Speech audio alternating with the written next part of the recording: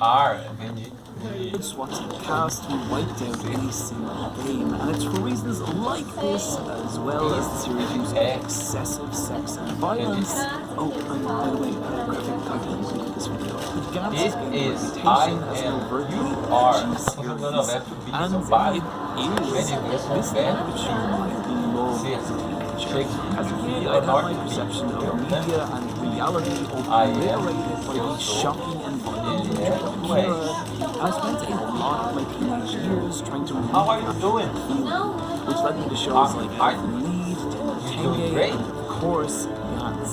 But this side of Gantz has also drawn a lot of criticism.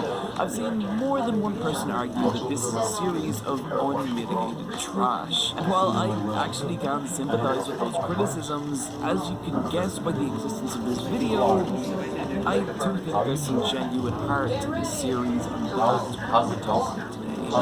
And to do so, I want to start with the man behind Gantz, Hiroki Oku. Hiroki Oku is a strange fellow. After the ending of Gantz was heavily criticized on the Japanese messaging board 2chan, he included a scene in his next manga, Inuyashiki, where an evil cyborg teenager murders every member of the online messaging forum. He has a very distinctive approach to storytelling, often focusing on the cruelty and violence humans are capable of, presenting it with a near nihilistic cynicism, as seen in Gantz and each of his followers. But what's interesting is that he wasn't always like this. In fact, his first manga, Pen, was a comparatively light-hearted ichi drama that found success in Weekly Young Jump magazine. However, things would then take an unfortunate turn. Oku using the profits he'd made from Hen to invest in cutting-edge 3D technology, spending 2 years and all his money training himself and his assistants in the new software, in the hopes of creating a new kind of 3D manga. The only problem was that this was the mid-90s and 3D software still had a long way to go, and so his resulting manga 01 in part looks like this. Yeah. 01 was cancelled after only 3 volumes, leaving Oku without income and on the verge of bankruptcy. And I have to wonder if the desperation of that situation contributed to the bleaker tone of Gantz, and perhaps why its struggle for survival feels so real. Because for Oku, it was. There's a cynicism that runs through every part of Gantz, never more apparent than in its main character, Kei Kurono. And Kurono kind of sucks. He's cynical, isolated, and bitter, having separated from his family with no friends or anyone he can even talk to. And because of this, he's grown apathetic and cold, only seeing other people for how they can benefit him, and abusing the trust other people place in him. And because of this, it's very easy to dislike Kurono, especially in Gantz's early chapters. But after a little while, what becomes apparent is that he's a product of the world around him. Kurono's school, for example, is presented as this Darwinian nightmare where older students sow violence and humiliation among their peers. One particular early story arc involving an upperclassman known as the Dentist, who tortures his classmates by ripping out their teeth and collecting them. This is the world of Gantz. It presents society at its most bleak and callous, and because of this, it's easy to see how Kurono has become what he is. How the life and enthusiasm he had as a child has been crushed out of him, leaving a cold, cynical shell of a person. And in understanding this, it gives us a believable baseline to watch Kurono grow over the course of the story. And that's a book that starts when he's growing into the game of Gantz.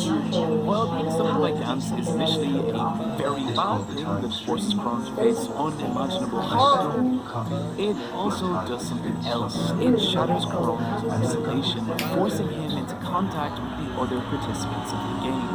Their only hope for survival is to work together to overcome whatever danger the night brings. And so, slowly, over the course of the games, people start to rely on Kurono, and he in turn begins to rely on them. the bond that is absent from Corono's life.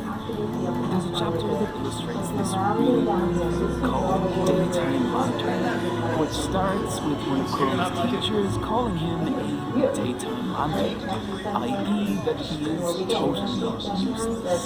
The name catches on in a way that names tend to in high school, and he spends the rest of the day being harassed and insulted by his classmates. But then that evening, he's visited by his teammates from Gans, who have come to love him as their leader, and together they bound across rooftops and train for whatever challenge awaits them in the next game. The chapter ended with Corono staring silently at the people he's held in.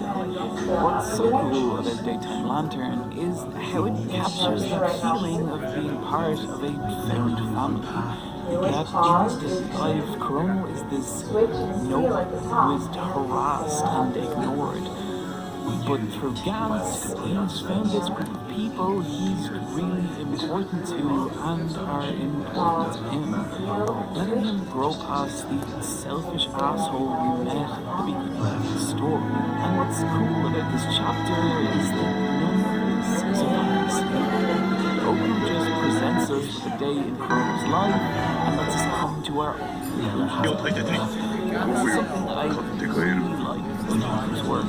He's a much stronger visual storyteller than he is actual storyteller.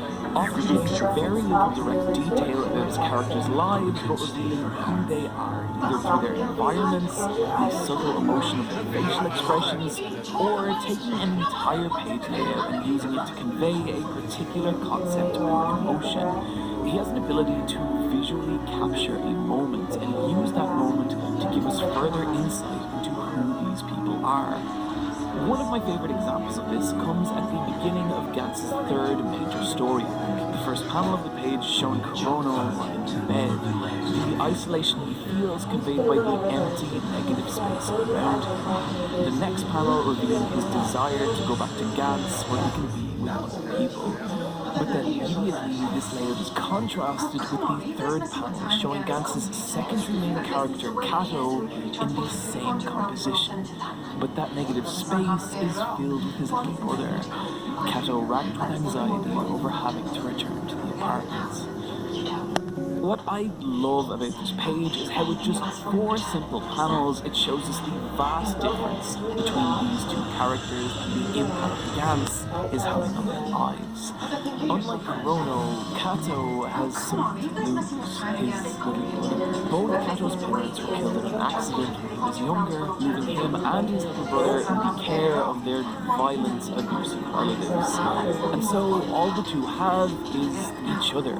Kato taking it upon himself to get a job and save up enough money to rent an apartment, while he and his little brother can live in safety and peace. But because of this, his relationship with Gans is totally different from Corono's, as he knows that if his kid will vanish from his brother's life with no explanation, leaving the child alone and defenseless in a cruel, violent world. This page capturing that anxiety beautifully. And it's for moments like this that I would really recommend the manga of Gans over all other versions, as well as the fact that it's the only way to experience the vast majority of the story. Okay, you may have noticed from that previous section that Gans is bleak. Really, really bleak. But part of what makes it such a strange series is that this is only one side of Gans. The other being that it's totally fucking insane. And to help illustrate this, I'm going to bring back one of my favorite sections. Here's a few experience with Gans. One of the later battles involves our heroes being attacked by Salvador Dali's 1936 surrealist painting, Soft Construction with Wood Beams. There is a cute frog who steals people's shoes, who is also a nightmarish hell creature. One of the participants of Gans is a panda who forms a loving, meaningful relationship with a serial killer. George Clooney is there. This panel happens, and finally, one of the aliens encountered. This panel happens, and finally, one of the aliens encountered is a robotic version of the 1970s Japanese folk singer Seiji Tanaka, who sings his songs in a creepy robotic voice and is piloted by Jean.